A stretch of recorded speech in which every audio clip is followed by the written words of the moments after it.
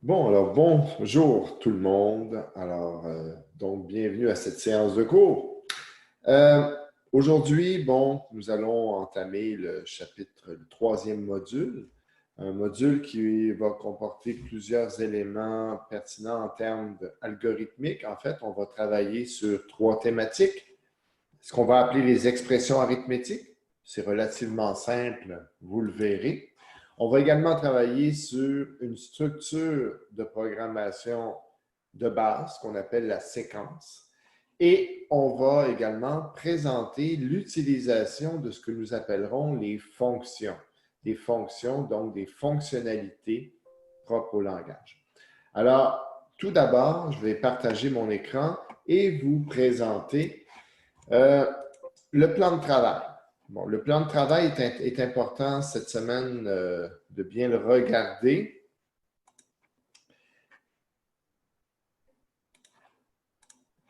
Alors, si vous regardez donc ce plan, j'espère que tout le monde le voit bien. Ce que nous avons ici, c'est notre module 3, expression arithmétique et séquences et fonctions. On a la liste des objectifs. Beaucoup de ces objectifs impliquent évidemment les expressions arithmétiques, autant au niveau de la conception que de la codification. La même chose pour la séquence. Et nous allons donc parler de l'utilisation également des fonctions préprogrammées. Il n'est pas certain qu'on ait le temps de compléter entièrement le... Attendez, voilà, un autre participant. Voilà. Alors, on n'aurait pas le temps de compléter tout aujourd'hui. Dans un tel cas, nous compléterons ça jeudi matin durant la séance Zoom de cours. Bon, une chose importante aujourd'hui, si vous regardez au niveau des modalités, la durée du module est d'une semaine. Donc, en ce moment, on va avoir donc d'ici une semaine à faire l'ensemble de la matière. On va avoir un laboratoire, mais je vous présente également que nous avons notre première évaluation sommative. Cette évaluation aura lieu mardi prochain durant le bloc de 3 heures. Il s'agira d'un mini-test Moodle qui va donc pouvoir se faire dans le temps normal du cours. Évidemment, ce ne sera pas la seule chose que nous ferons ce jour-là, mais par contre, ça sera important d'être présent au cours et d'arriver à l'heure. Alors donc, je rappelle, mini-test numéro 1, mardi prochain. Est-ce que vous avez... bon, on aura le temps de toute façon jeudi de poser des questions sur le mini-test. Aujourd'hui, c'est peut-être moins approprié, on manque un peu de temps. Il y a beaucoup de matière qu'on n'a pas encore vue. Mais jeudi, durant la séance Discord, je vais faire de la réponse de questions au sujet de l'examen. Alors, bon, si vous n'avez pas, premièrement, est-ce qu'il y en a est-ce que tout le monde a remis son travail? Je vais vérifier tout de suite où on en est là-dessus. Moi, ça marchait pas, là. Ça arrête pas de me déconnecter dès que je vais l'envoyer. Fait que je sais pas. Est-ce que tu peux me l'envoyer par Colnet immédiatement dans ce cas-là, par un J'ai message? essayé avant le cours, puis ça marchait toujours pas. Wow! OK. Euh, bon, là, je vais taper une adresse dans le chat, qui est une adresse de courrier. Là, il y a un problème avec ton compte. Il faut le régler parce que ce n'est pas supposé que tu te déconnectes si tu vas sur Colnet. C'est supposé fonctionner. Donc, je vais taper dans le chat mon adresse de courrier collège.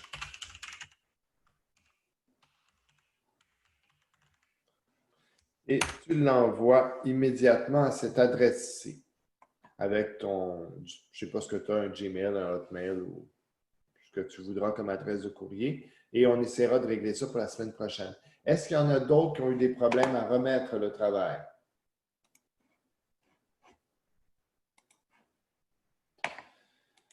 Bon, est-ce que je vois? Bon, Je pense que pas mal tout le monde a remis le travail, effectivement.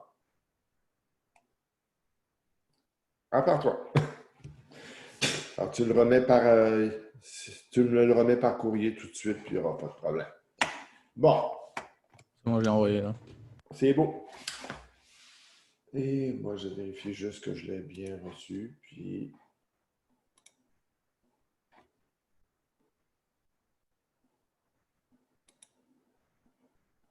Oui, tout est là. Oui, le fichier est bien joint. Tout est beau. Parfait. Alors, donc, le premier, on va commencer maintenant tout de suite par un sujet qui n'est pas très compliqué, de toute façon, parce que c'est un sujet d'arithmétique, on se dire. Les concepts sur lesquels on va travailler aujourd'hui, la plupart remontent à votre école primaire. Donc, ce ne sont pas des nouveaux concepts. Il y a peut-être des petites choses pour vous rafraîchir, mais pas grand-chose. Il y aura quand même des choses que vous n'avez pas fait depuis bien longtemps, sur lesquelles on va devoir travailler. Alors, il faudra quand même porter attention à ce qu'on va faire là-dessus. Alors, je partage donc l'écran.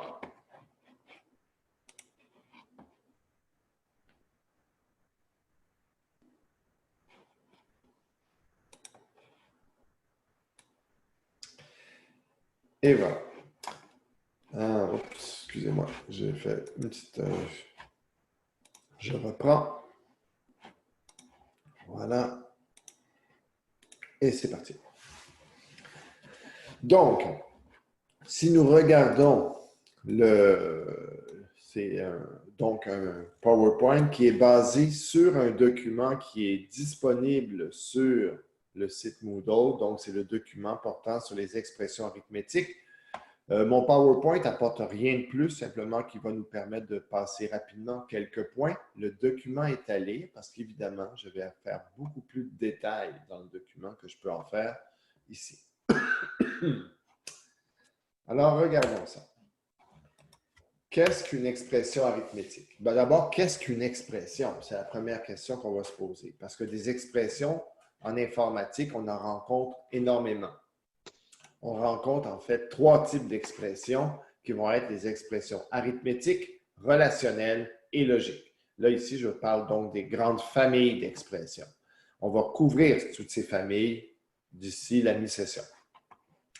Mais donc, en général, quand on parle d'une expression, on parle d'un assemblage d'opérandes et d'opérateurs. Je pourrais ajouter qu'une expression minimale serait sous la forme d'une constante. Ça serait vraiment une vision minimaliste. C'est-à-dire que ça serait une expression qui aurait été évaluée et résolue. Bon. Alors, qu'est-ce qu'un opérand? Bon, un opérande, c'est une donnée, c'est une information. L'opérande se présente sous 3 formes normalement, dans l'intérieur de l'expression. Tout d'abord, sous la forme d'une constante. Et là, quand on parle de constante, j'inclus autant les constantes littérales que les constantes symboliques, donc les valeurs directes ou les valeurs qu'on a associées à des termes. On peut également représenter l'information sous la forme d'une variable.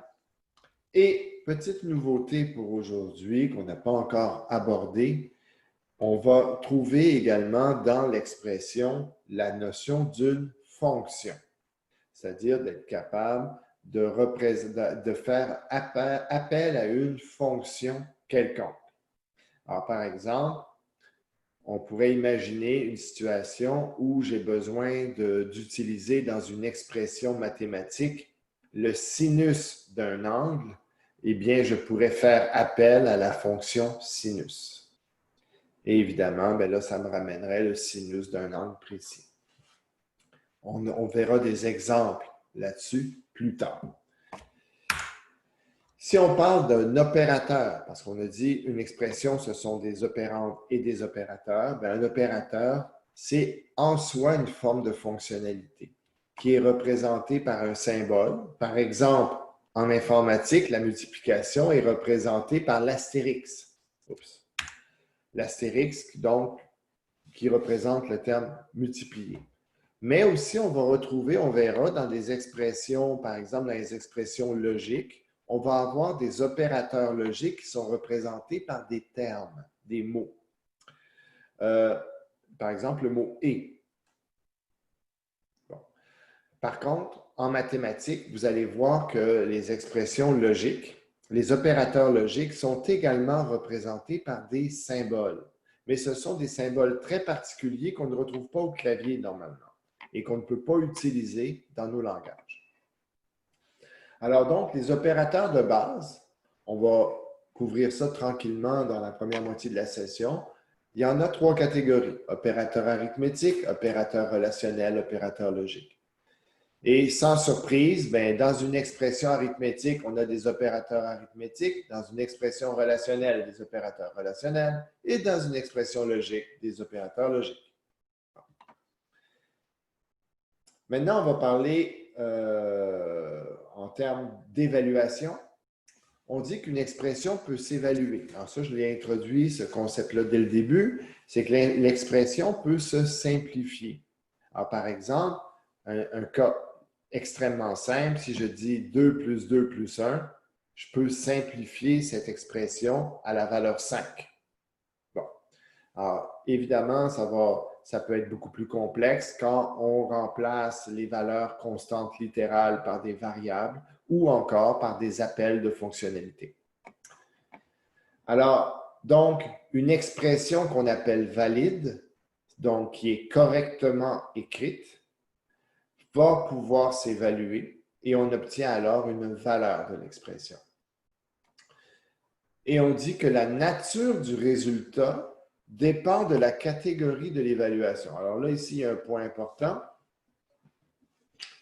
Le résultat d'une expression, en fait, on va avoir 2 catégories. On va avoir les expressions arithmétiques qui vont générer un nombre, une évaluée sous la forme d'un nombre.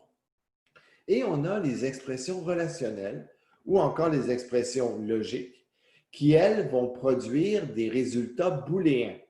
Un résultat booléen, est-ce que quelqu'un sait c'est quoi? N'hésitez pas. C'est un vrai ou faux? Exactement. Bon, ça, c'est un sujet que vous allez toucher rapidement en mathématiques discrètes. Je ne sais pas si vous avez commencé les booléens en maths discrète. Pas encore? Bon, vous allez avoir une section sur la logique en maths discrète très bientôt. Et cette section-là, justement, vous allez toucher la nature des résultats booléens. Bon, on va parler d'algèbre de Boole, entre autres. Bon, Boole étant un mathématicien britannique du 19e siècle. Alors, donc, les expressions relationnelles, les expressions logiques, on les regroupe habituellement dans la famille des expressions booléennes parce qu'elles fournissent un résultat booléen. Bon. Là, il y a d'autres formes d'expressions que je ne touche pas pour l'instant, que vous allez apprendre à manipuler avec le temps en informatique. C'est toutes les expressions textuelles. Alors, ce sont des formes d'expression qui permettent de générer non pas des chiffres ou des vrais ou faux, des nombres ou des vrais ou faux, mais bien générer du texte. Alors, par exemple, transformer un mot et des choses comme ça.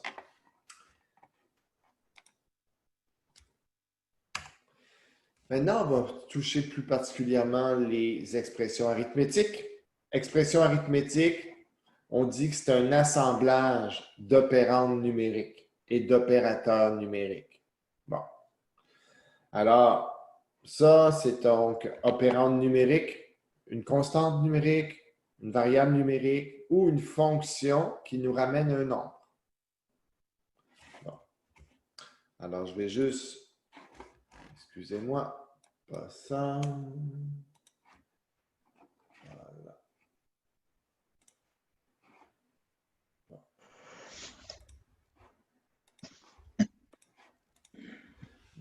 Alors, si vous regardez ici, on va regarder des formes d'expression diverses.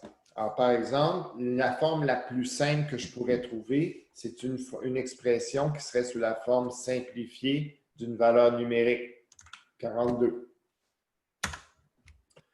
Je pourrais avoir également une forme qui inclurait des constantes et des variables. Alors, par exemple, âge plus 100 plus 10. C'est une expression numérique. Si je vais toujours dans la même idée, oups, excusez-moi.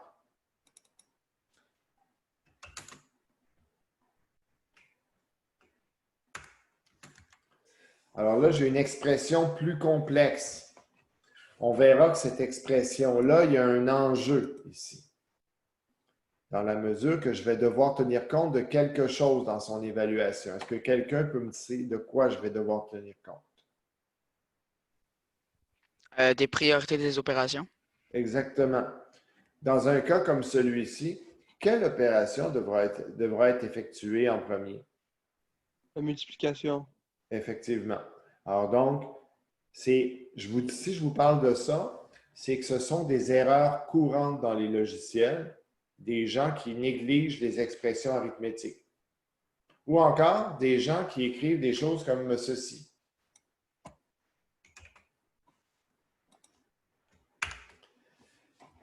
Est-ce que mes parenthèses sont d'une grande utilité ici? Non. Non. Alors, il y a des gens qui abusent des parenthèses. Souvent, les parenthèses vont rendre le tout illisible. Des fois, c'est utile. Des fois, on en a vraiment besoin parce qu'on a quelque chose de très complexe. Mais il faut faire attention de ne pas abuser de ces choses-là. Alors ici, donc, on avait des parenthèses qui n'étaient pas légitimes. Par contre, évidemment, ici, c'est autre chose. Parce que là, je viens d'influencer l'ordre des priorités des opérateurs en forçant l'addition avant la multiplication. Bon. Alors ça, ici, ce sont donc des fonctionnalités. Et si je vais vers quelque chose de plus complexe, évidemment, alors là, je pourrais avoir 2 fois sinus de l'angle. Bon, par exemple, là, ici, on a une constante littérale, on a une variable, mais ici, c'est ce qu'on appellera un appel de fonction. Je vais faire appel à une fonction qui va calculer le sinus d'un angle. Et ensuite, il va d'abord me calculer le sinus. Alors là, on peut voir la chaîne d'opération, la logique. La logique, c'est qu'on va d'abord calculer le sinus. Après ça, nous pourrons faire la multiplication, naturellement. Bon, ça, c'est donc déjà une expression arithmétique beaucoup plus complexe. Bon. On aura l'occasion de voir d'autres choses. Est-ce que tout le monde voyait bien mes exemples, au fait? Oui, ça va. OK. Alors, retournons à notre présentation. Alors, opérande numérique, on parle de constantes, de variables dont la valeur est de type numérique. Là, on fait attention. Nouveauté. Bon, pour vous, en maths, un nombre, c'est un nombre. En fait,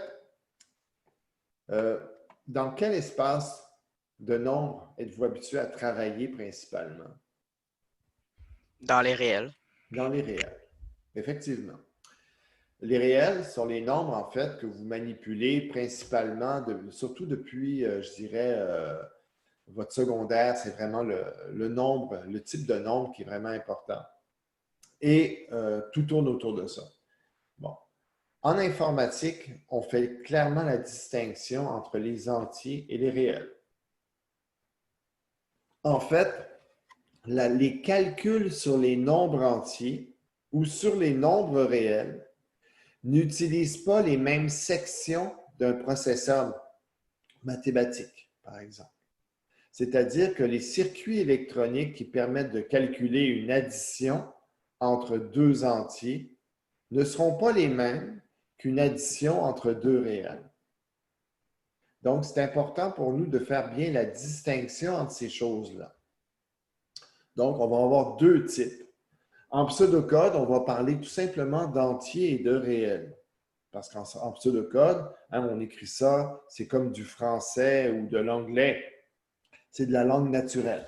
Par contre, lorsqu'on va être en C#, eh bien, on va travailler avec différents types numériques. Donc, il va falloir dire ma constante ou ma variable, c'est un entier ou encore c'est quelque chose qui va être un réel, qui va représenter un réel. Alors ici, je vous donne, par exemple, je vous dis que les principaux, pas les seuls, mais les principaux types numériques utilisés dans ce cours sont les int pour les entiers ainsi que float et double pour les réels. Bon. Alors là, on a un petit quelque chose qui se rapproche de codification qu'on va aller voir un peu plus loin. Ça, c'est moins dans mon document, donc portez attention. J'en parle souvent, mais là, ici, je l'ai mis clairement. Les types entiers, les types qui représentent des entiers, il y en a plusieurs. Là, je vous en donne 3. Ce ne sont pas les seuls.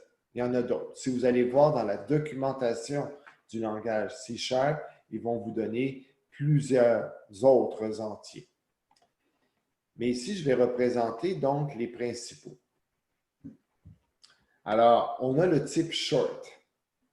Short, bon, c'est court en anglais. Hein?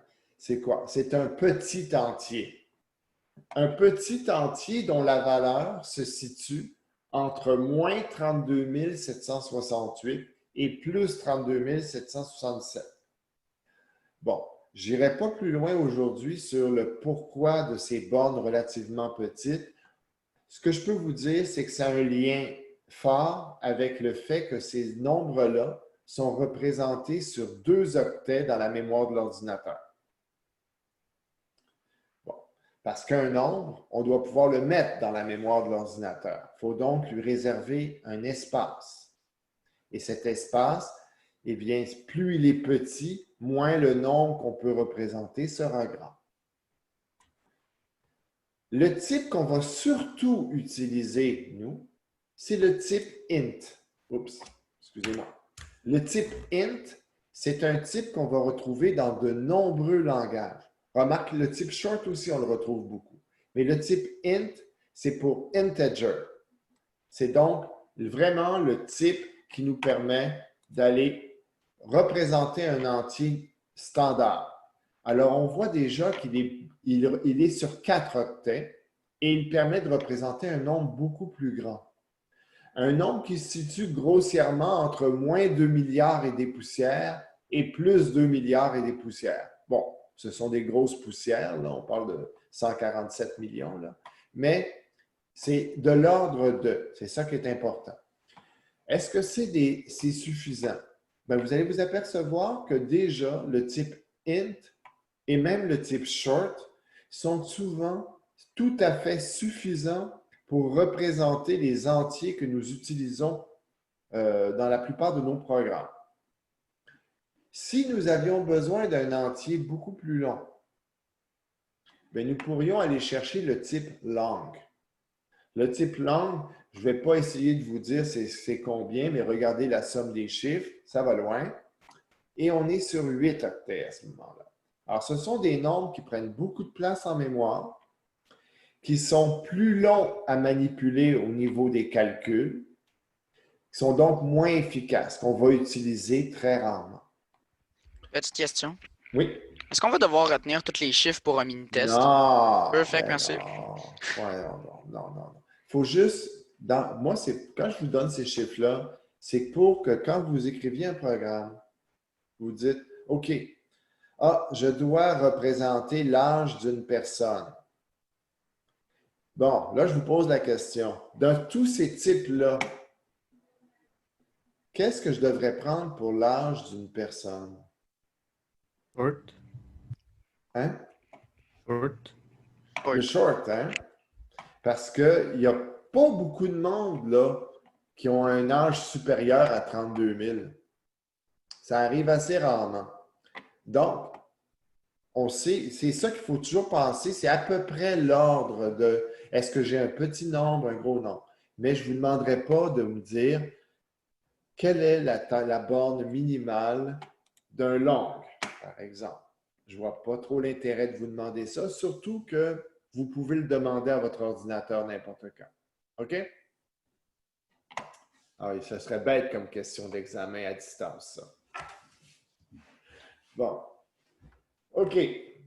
Alors, on a également des types numériques réels. Bon. OK.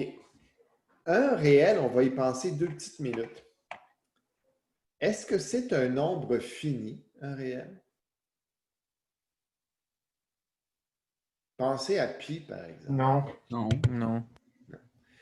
Alors, après, avec un nombre réel, imaginons, je ne sais pas, je divise 1 par 3, bien, je vais avoir 0,3 périodique.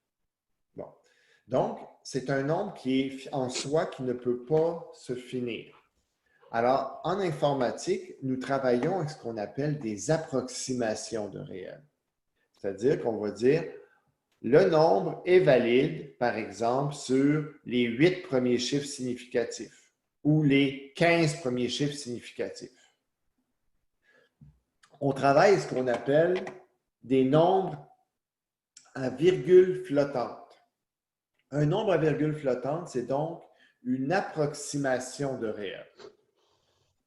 Alors, si quelqu'un vous dit, on a-tu un type réel en informatique? La réponse est non.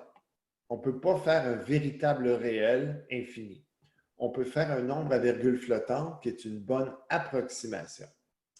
Bon, les nombres à virgule flottante prennent plus de place en mémoire déjà que les entiers, sont plus longs, utilisent plus de ressources dans les calculs, donc on ne va les utiliser que dans des situations où on a vraiment besoin d'avoir quelque chose qui ressemble à un réel. Alors, quelque chose qui ressemble à un réel, il y a 2 situations. Par exemple, une situation où on a besoin de chiffres significatifs après le point. Bon. Alors, par exemple, n'importe quoi qui demanderait des chiffres significatifs après le point, n'importe quelle valeur, le temps, par exemple, ou autre. Ou encore dans des situations où on fait face à des nombres entiers, mais immensément grands. Alors, par exemple, je ne sais pas moi, le nombre de grains de sable dans le désert du Sahara. Bon, c'est un très grand nombre. Si on voulait le représenter, on ne pourrait pas le représenter avec un entier traditionnel. On devrait utiliser une forme plus proche des réels. Donc, on s'entend, les réels, ça n'existe pas en informatique, mais on a une approximation qu'on appelle les nombres à virgule flottante. On en utilise 2. Le float. Le float a environ 8 chiffres significatifs, des fois 7. Ça dépend du nombre à représenter, ça dépend du calcul. Donc, de 7 à 8 chiffres significatifs. Et on a le double, le double, qui est 2 fois plus long qu'un float en mémoire, qui, lui, va avoir de 13 à 15 chiffres significatifs. Bon. Ici, c'est important de se souvenir quand même à peu près combien de chiffres significatifs sont valables avec un float ou avec un double. Parce qu'évidemment, ça va influencer notre programmation. Bon. Maintenant, les opérateurs. Les opérateurs arithmétiques. Regardez, j'en ai mis la liste des principaux. Il y en a certains que vous connaissez bien. L'exposant, vous le connaissez. Le signe plus et le signe moins qui nous servent à dire si un nombre est positif ou négatif, je pense que ça n'est pas un problème pour vous non plus. Alors, ici, on regarde la première catégorie, priorité 1, c'est la priorité absolue. On doit d'abord commencer par cette opération-là. Ce sont les exposants. Deuxième priorité, les nombres positifs ou négatifs. Troisième priorité, ce qu'on appelle les opérateurs multiplicatifs. Là, il y en a que vous connaissez bien. Multiplication, division, ça va. Modulo, ça va peut-être pas. On va en parler plus tard, tout à l'heure. Et finalement, les opérateurs additifs, addition, soustraction. Là, je voudrais vous présenter ce qu'on appelle le mode opératoire. Le mode opératoire, c'est le nombre d'opérants qu'un opérateur a besoin. Bon. Par exemple, regardons ici, dans mes exemples que j'avais, tout le monde les voit, l'addition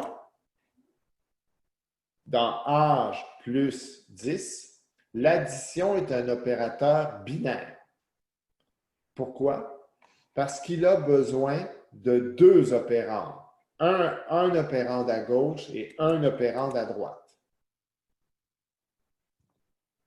Si je dis, par exemple, donc, quelque chose comme âge moins 2, là encore, le moins ici est un opérateur binaire. Mais si j'avais écrit ça comme ceci, moins 2 plus âge, ce moins-là, est-ce que c'est, il a besoin de combien d'opérandes? Un seul, parce qu'il ne s'applique. C'est le moins qui veut dire négatif et il ne s'applique que sur l'opérande située immédiatement à sa droite. Alors ici, donc, on va d'abord faire le moins 2. On obtient la valeur moins 2 plus l'âge. Donc, c'est comme si on avait soustrait 2 de l'âge. Bon. Alors ici, donc, on voit opérateur unaire, le moins devant le 2, opérateur binaire, le plus. La grande majorité des opérateurs en informatique sont unaires ou binaires, comme en maths. On verra soit à la fin de la première année, soit au début de la deuxième, mais normalement, c'est en première année, vers la fin. Vous allez voir un opérateur, justement, ternaire, qui a 3 opérants. On verra comment il s'écrit. Ça ne presse pas pour l'instant. Donc, revenons à nos expressions. Oups, excusez-moi. Oui, voilà. Le modulo, je vais y revenir. Addition, soustraction. Donc, évidemment, ici, on a l'ordre de priorité. Et là, j'ai une question pour vous. Dans une situation où j'ai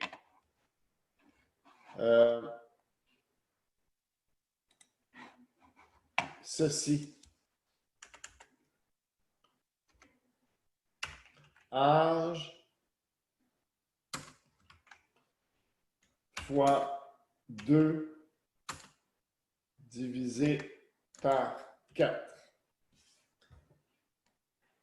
Quelle opération est-ce que je vais faire en premier? Comme en lecture, la première qu'on rencontre à gauche. Exactement. Dans le cas où il y a deux opérateurs qui ont le même niveau de priorité, on y va de la gauche vers la droite. Bon.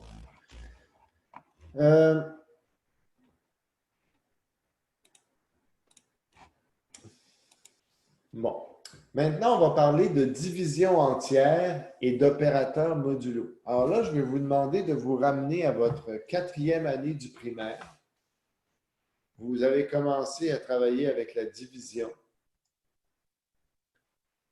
Et là, les premiers nombres que vous manipulez dans votre division, c'est des entiers. Alors là, Madame Sophie, votre professeure de 4e année, vous a dit, Vous avez 12 pommes et 5 et doivent les diviser entre 5 amis. Qu'est-ce que ça fait?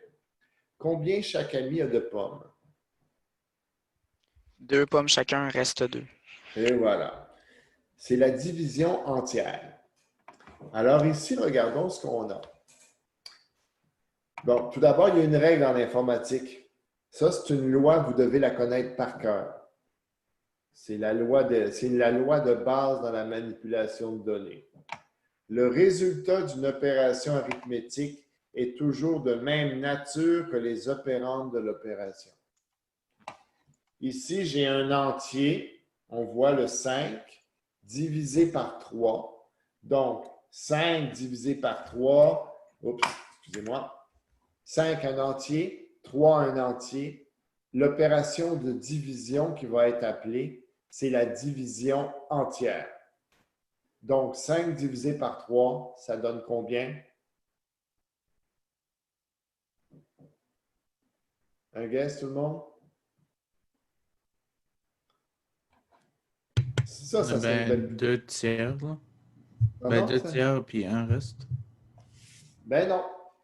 5 divisé par 3, je vais vous décevoir, ça ne donne pas...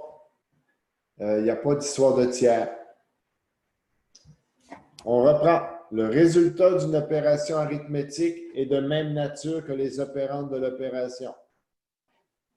J'ai un entier divisé par un autre entier. Mon résultat sera un entier. 0.6. Non. Ça ne s'arrondirait pas à. Vu que ça donne 1.6 périodique, donc ça ne s'arrondirait pas à Non. Ça 2. va donner 1. 1. 5 par-dessus 3.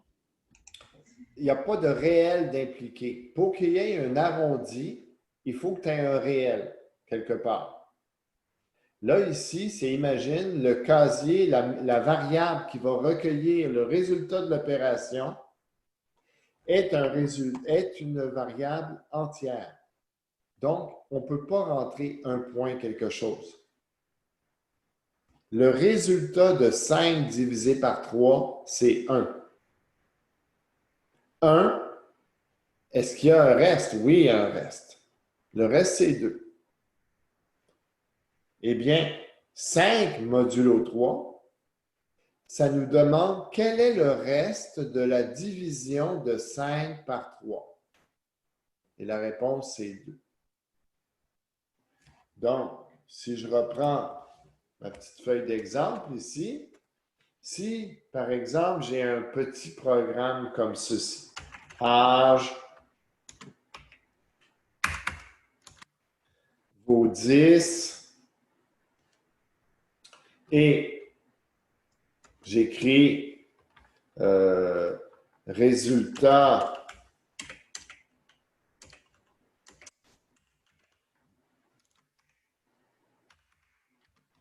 âge divisé par 3.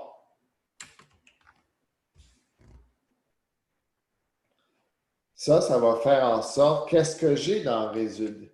C'est résultat, qu'est-ce que ça vaut?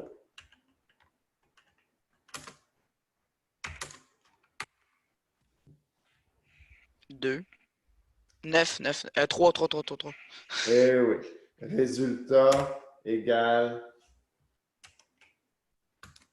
3. Oups. Voilà. Parce qu'on prend un nombre entier, l'âge, on le divise par un autre nombre entier et on obtient le résultat de la division entière. Alors, le résultat de la division entière, il n'y a pas d'arrondi. Il y a certains langages qui vont faire des arrondis. C'est parce qu'ils ne manipulent pas vraiment des entiers. Ils manipulent des réels. En fait, des nombres à virgule flottante. Oups, excusez-moi. Maintenant, si j'avais écrit ceci, oups.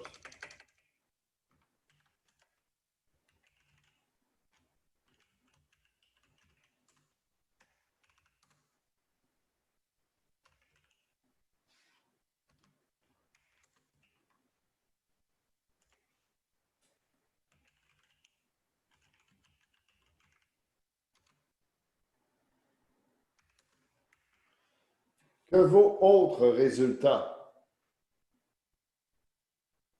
Ouais. Ouais. Parce que c'est le reste de ma division. Bon. Là, le modulo, vous avez l'air de dire, ah, c'est pas très utile, ça. Vous allez voir que c'est utile d'une façon surprenante.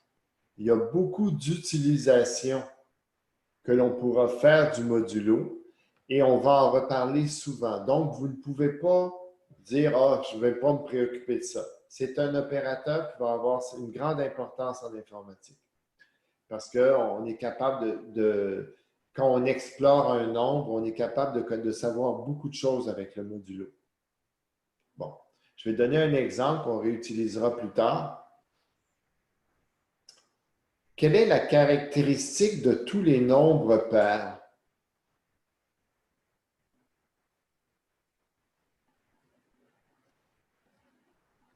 On peut les Ils diviser sont par en 2. groupe de 2. On peut les diviser par 2. OK. Comment est-ce que je sais qu'un nombre peut se diviser par 2? Le résultat, est pair. Non, Pas nécessairement. non. Ouais, Non, mais ça ne m'aide pas, ça. Il n'y a pas de reste après la division par 2. voilà, voilà. En fait, il y a un reste de 0. Voilà. Le reste de la division par 2 est de 0. Alors donc, on ne peut pas, c'est facile de distinguer un nombre qui est pair d'un nombre qui ne l'est pas à l'aide de l'opérateur modulo. On verra comment nous ferons plus tard. OK. Alors, on va retourner à notre présentation. Voilà. Alors, finalement, ces opérateurs arithmétiques, comment est-ce qu'ils vont se traduire au niveau du langage informatique? Bon. Ici, j'ai mis une table de correspondance. Oups, excusez-moi. Voilà.